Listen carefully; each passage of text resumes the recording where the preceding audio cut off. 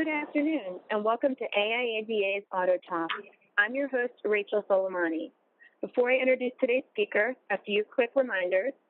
Everyone that is registered for today's program will receive a recording of this webinar by early next week. And if you have any questions, feel free to enter them into the lower right side of your interface under the Q&A bar. Now join me in welcoming Clutch Technologies Senior Vice President, Alan Powell. For Clutch, Alan has an important mission of capturing the mindshare of the automotive sector, including dealerships and OEMs nationwide, as the industry embraces subscription technology. Alan, take it away. Great, thank you, Rachel, and good afternoon, everyone. I'm going to walk you through here in a few minutes through a presentation to talk a little bit about subscription and maybe answer some of the questions about what it is or what it isn't, clarify some of the thoughts that you may have or maybe something that you have read. But we're really excited to have the opportunity to speak to the audience today and hope that you will find the presentation enlightening. So let's get started. So Clutch is now part of Cox Automotive. We were acquired this summer, and we're happy to be part of the Cox family. Clutch is the fourth company that I have been a part of, and there's some really interesting similarities when I look back at some of the other companies that I've been associated with. And one of those companies happens to be a company that we started back in 1994. It was a company called Infront, and we were in the internet banking space. Now, you got to remember, 1994, that seems like a really long time ago. It certainly ages me. But back in 1994, the internet was still pretty early those days. So if you recall, Prodigy and AOL were some of the new tech that was available at the time. But we were out talking to banks and credit unions around the United States, and we were talking to them about a new way of doing business. And that was going to be transacting with customers in an online environment, which again, at the time, if you can imagine, was a pretty foreign concept. But when you think about the business, when you think about banking, banking is one of those businesses that's got a really small spread. So banks take in money and they lend it out. And whatever the difference is essentially the net interest margin for those institutions. So they're very, very focused on operational costs. So you would think, as an industry, if you had a novel approach to reducing their operational costs, you would think obviously that they would be very keen and very focused on that. And certainly they are and were at the time. But there's some interesting insights whenever you sort of break this down and think about it. So again, 1994, I'm in the Southeast talking to a very large banking group about this new channel, internet banking. And I finished the conversation, and one of the board members stands up. I'll never forget this gentleman, and he said two things to me. The first thing he said to me is, Alan, I don't believe that the internet is real. And I said, well, I'm sorry, but it is. We didn't create it, of course, Al Gore did. But I think you should probably do a little more research, and you'll understand that it actually is a new channel. It is a new business. But the second thing he said to me, I think, was also very insightful. He said, Alan, one of the reasons people like to come to our brick and mortar branches is because they like to talk to the tellers, maybe have a cup of coffee or a cookie. And I said, respectfully, I disagree. Because to me, my time was more important. And if I wanted to bank with an institution, banking on the internet was absolutely the approach that I wanted to take. And I can also remember back in 1994 when we launched this service, I can remember reading all of the trade publications which all said that internet banking was the death of the brick and mortar branch. For the same reason I mentioned earlier. Again, remember, the bank makes money in between the difference between where they take money in and where they lend it out. So you would think the cost of an internet transaction was pennies compared to the cost of a brick and mortar transaction. So I don't know about where anyone on the phone today lives, but here in Atlanta, every month a new brick and mortar branch goes up. And my point with the story is this. Just because people want to do things differently doesn't mean that everyone is going to stop and you're going to have to turn your business inside out to accommodate them. My point is that there are plenty of people that are going to buy and sell cars and lease cars. But what I'm telling you is that there is an existing and growing population of people that want to transact with you in a different way. They want to have access to vehicles in a different way. We're seeing that, of course, in many of the states that we are rolling this out to. And just like in the banking space, I think it's going to be really important to recognize that as an industry, we have to accommodate and look for different ways to engage and interact with consumers who are looking for a new way of doing business. So if you take this maybe to the next level, I love to use Amazon as a proxy for change. Back in 1994, Amazon was actually a new company that had started, this little company with a funny name, and they were selling books and CDs. And I can remember at the time, again, reading the same articles that were like, that company's never going to work. They don't have the leverage to be able to do what those brick and mortar stores can do. And lo and behold, they certainly disrupted the book industry pretty quickly. And then maybe you're smarter than I am, and maybe you said, yeah, you know what, I could have seen that coming. A few years later, there was another industry that got majorly disrupted, and that industry was the sporting goods industry. I can remember the articles as soon as Amazon started expanding its portfolio. I can remember the articles that read, no one would ever buy a set of golf clubs without being able to swing them or demo the clubs. And again, a few short years later, that business has been significantly disrupted. And again, maybe you're smarter than I am. Maybe you saw that one coming. But the last one, I think, is probably a good proxy for making sure that we're watching what is going on with consumers today, and that is Amazon's acquisition of Whole Foods.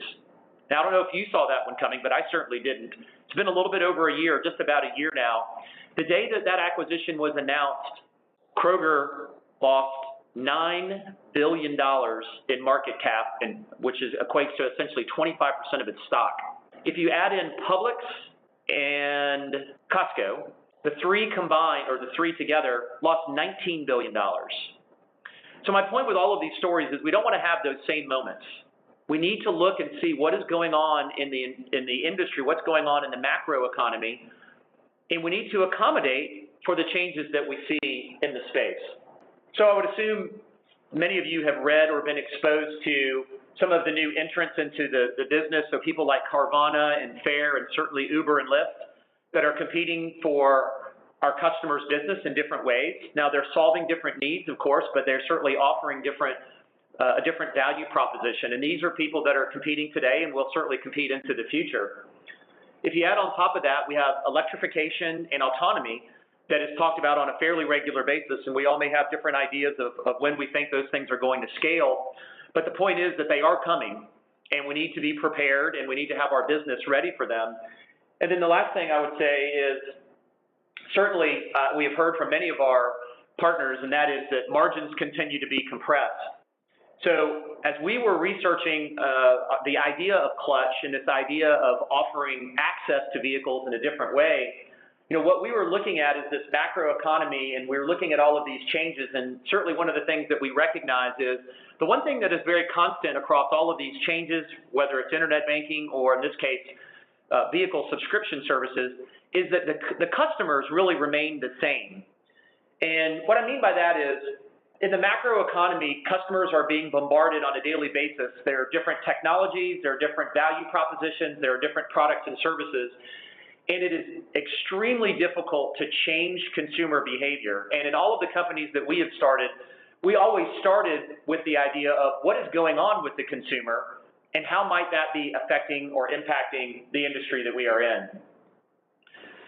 So when we were researching the idea of vehicle subscription, we were looking at a lot of companies that maybe many of you have seen or done business with today. And these are a few of those companies. And when you think about them, you can often attribute some of these words to those organizations. So speed, convenience, simplicity, empathy. And can you imagine as an industry if we could have these attributes attributed to us, right? When you think about the automotive industry, there's probably maybe one or two here that I would say someone might use to describe the auto industry, but it's not typically the same characteristics or the attributes that you might hear about our industry. And our point in this is, we have to be cognizant of what is happening with the consumer because people are spending lots of money and industries are changing because the consumer behavior is changing.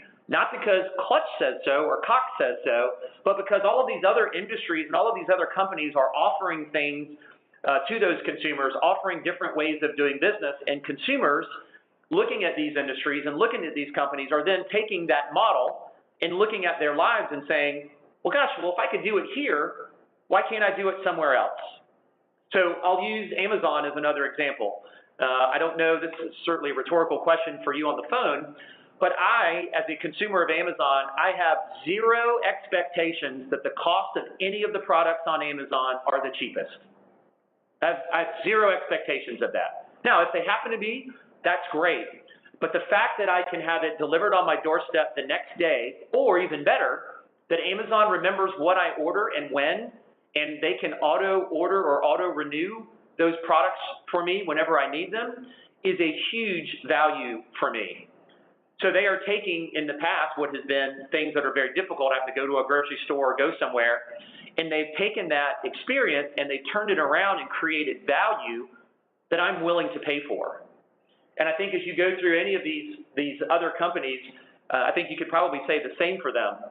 They're creating value in ways that take bad experiences and turn them into great experiences, which people are interested in either paying more for or perhaps spending more money in any of those industries because of the value that is created. So when we think about this as an auto industry, again, we want to take these same attributes and try to figure out how do we take these attributes and apply them to our business so that we can create value for our customers. And if you think about it, ultimately, can you imagine a day where someone's purchasing or creating a relationship with you, whether it's for they're buying a vehicle, leasing a vehicle, or subscribing to a vehicle, and rather than worrying about that you're $100 more or less for that service than another organization, they're willing to spend that because you're creating more value for them. That is where we have to get to, in my opinion, because if we don't, somebody else is going to fill that proposition or fill that value chain, and they're going to create an opportunity to engage that customer. It can't just simply be about the cost of the metal anymore. We've got to figure out other ways to create value because all of these other industries are doing it, consumers are expecting it, and now what we need to do is we need to adapt our business. And as I said at the beginning of this, I'm not saying that you have to turn your business inside out today and stop doing what you're doing in order to accommodate subscription services. That's not it at all. What I'm saying is what I mentioned earlier, which is brick and mortar branches are still being built on corners, and people are going to buy and sell cars and lease cars for a long time. What I am saying is they are going to be looking for other ways to do business with you, and we think that you need to be prepared in order to accommodate those requests and those customers as they're ready to do it. So when we started Clutch 5 years ago, we started out trying to essentially solve, looking at all of those industries and those attributes that I was talking about earlier, we started out to solve essentially that same problem. If I were interested in transportation, what would be the best use case scenario for me as an individual? What would be the best end user experience? And these are the things that we learned. Just make it simple. It should just always work. I should never worry about if the tire pressure is low or the car needs to be washed or I need a pickup truck instead of a sedan. It should just be there for you, and it should always work. I should never have to worry about those things.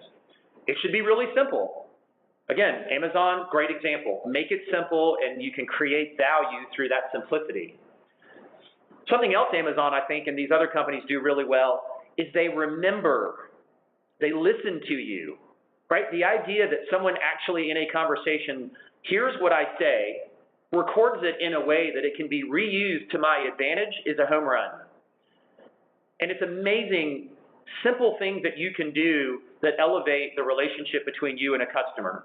So it was very, very clear for us early on, if we could have a conversation and you could remember what I said and you took insights that you learned about me and you used that to my benefit in the relationship that I had relative to my vehicle, home run. So again, something else that was really important.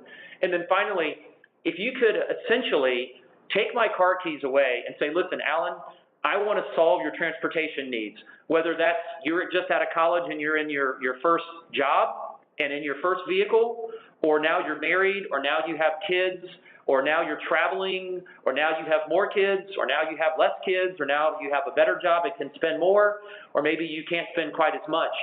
I just want to solve your transportation needs. I just want to create that relationship, which is very, very different than what happens today, which is traditionally a very episodic relationship.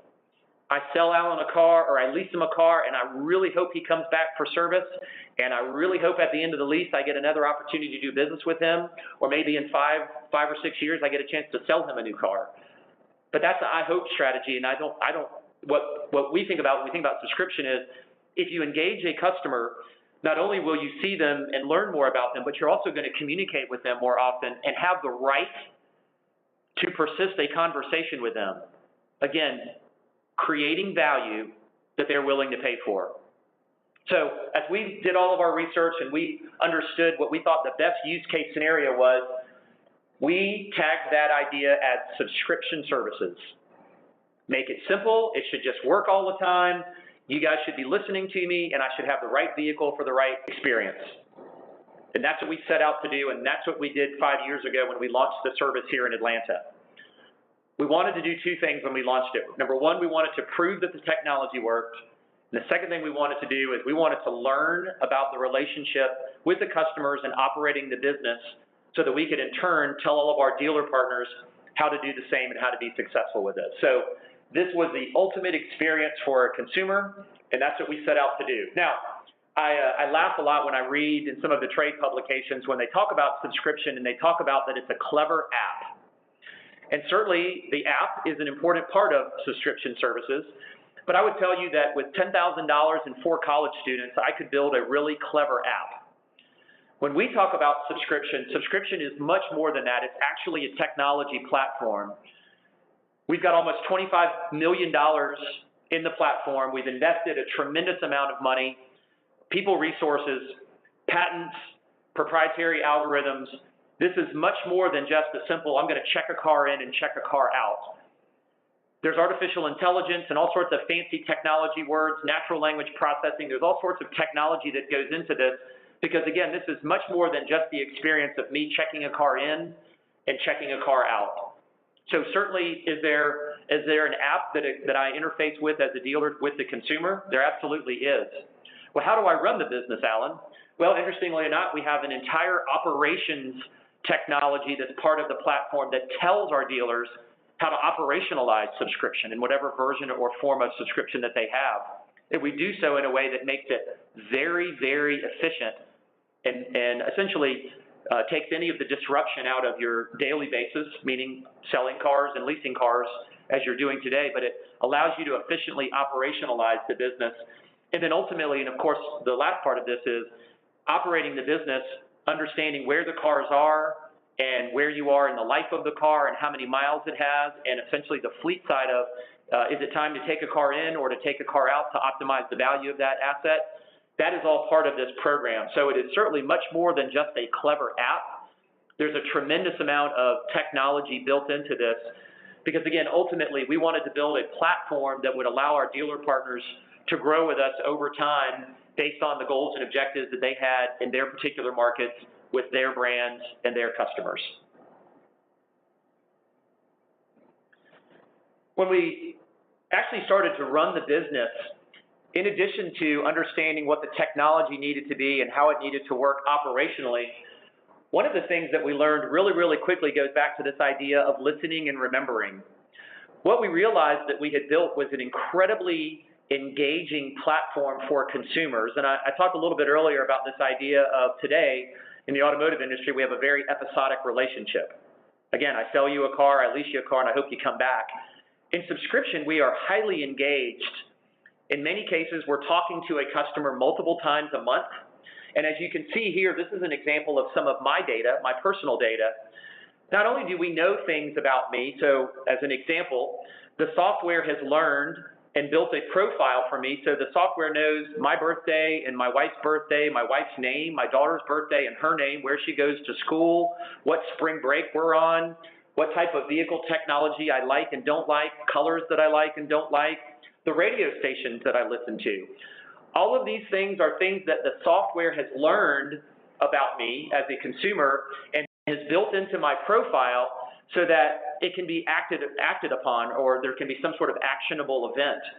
So imagine this, right? So today in our DMS or any of our marketing systems that we're using, if you knew my name and my birthday, and perhaps maybe somebody else in my family, I would say that's probably a lot of information. One of the great benefits of subscription is we're building this incredible data experience that allows us to capture insights about them, not only capture them, but actually capture them in a way that they can be used and, again, there can be some actionable relationship or engagement taken to create value with me. So as a result of building what we did, not only did we learn a lot about our customers, but what we understood was the more that we learned and the more that we listened, the more that customers were willing to talk to us. And again, it's amazing to think, but I use the word trust because that's exactly what happens. It's something that I would say is not a term that we often use in the automotive industry, that customers trust us. But what they quickly learn in subscription is not only are we listening and not only are we using the information to their advantage, but they quickly learn that if you're willing to do that, I'm willing to share more and more information with you. And that's the relationship that we have to get in. And then, again, that's something that subscription creates, is that relationship. It creates that engagement platform to persist that conversation to ultimately solve Alan's transportation needs. So we have an incredible amount of data about me, about the way that I interact with the asset, how I drive it, where I drive it, when I drive it, and all of this information can be harnessed and used to my benefit, which of course means as a dealer, you can take those insights and you can use those insights to help solve my transportation needs over time. But a great byproduct of building the tech was this idea that we created all of these facts and these profiles about consumers that can be used later on to create additional relationships and, of course, create value. Now, one of the questions that I often get is, what is subscription? And it's really funny because depending upon what you have read or maybe who you've spoken to, most people will initially say, oh, well, subscription is just for high-end cars for really rich people because they're the only ones that can afford it.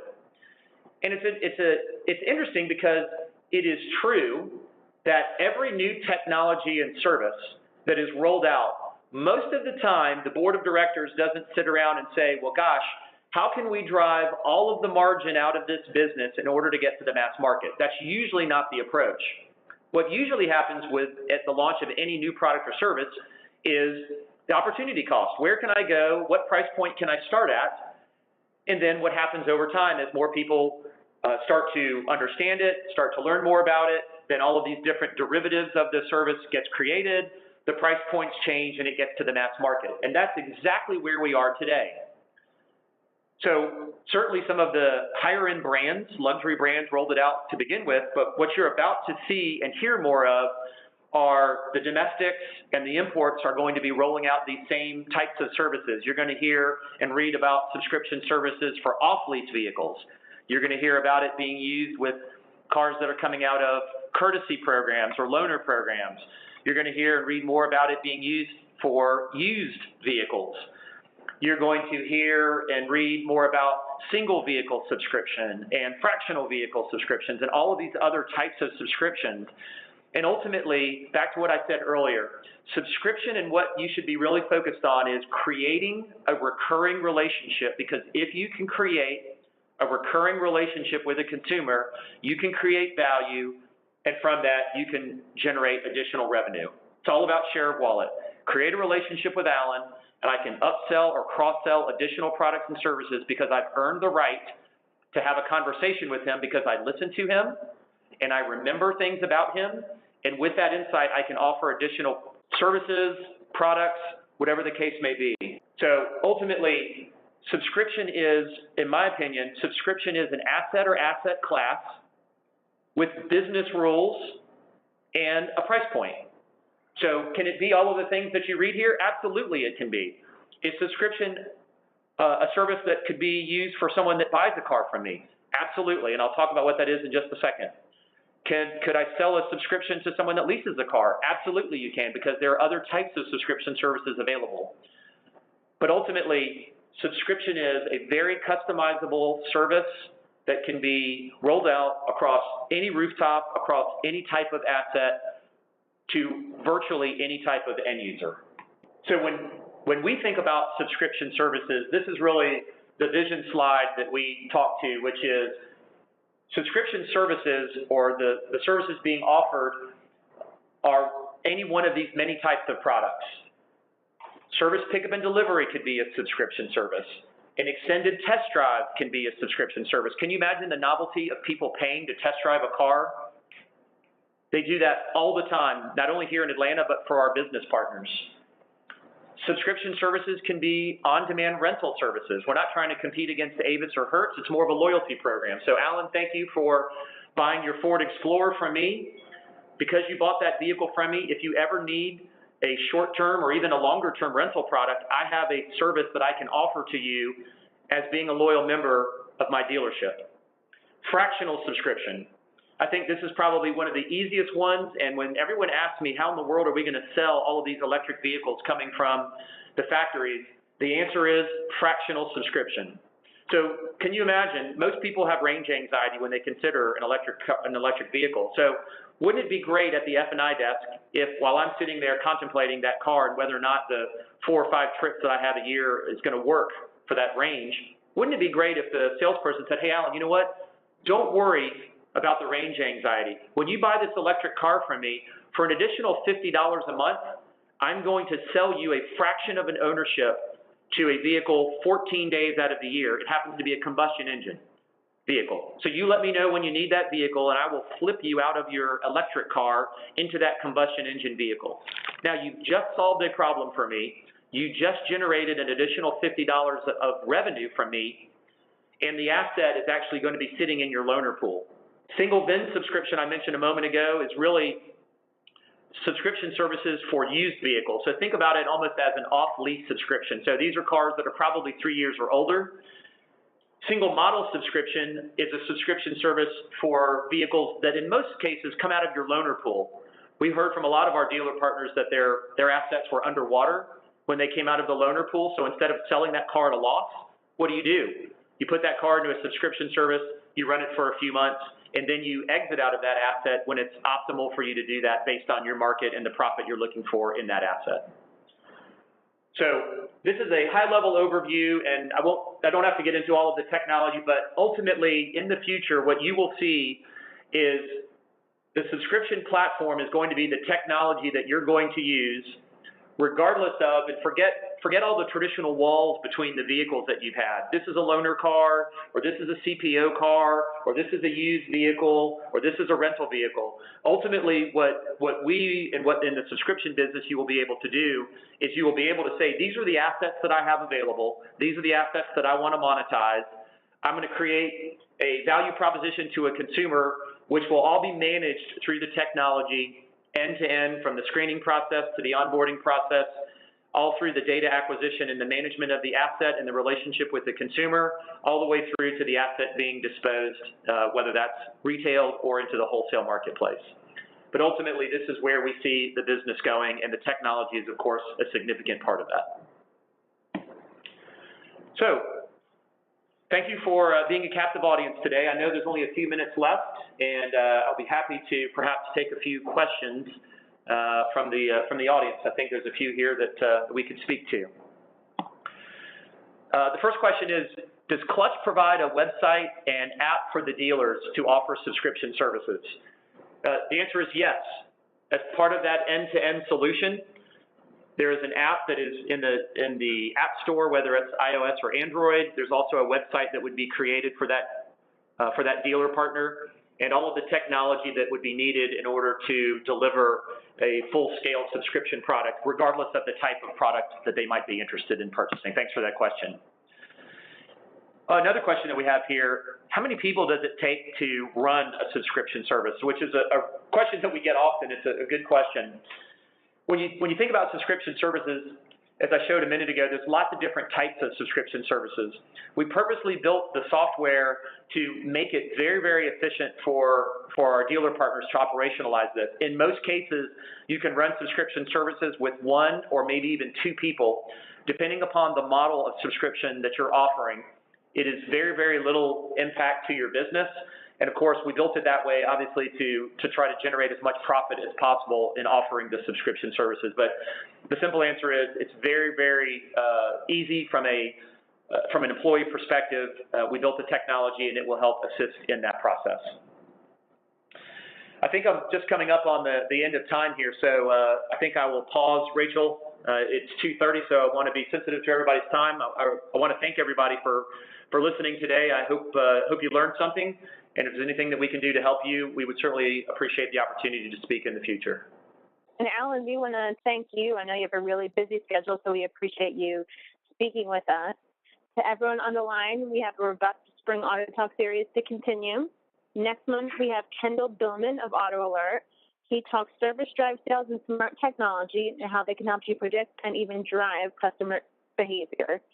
So be on the lookout for promotions on how to register. For more information about AIADA, visit AIADA.org or call 1-800-GO-AIADA. Thanks, everyone, for joining us, and have a great day.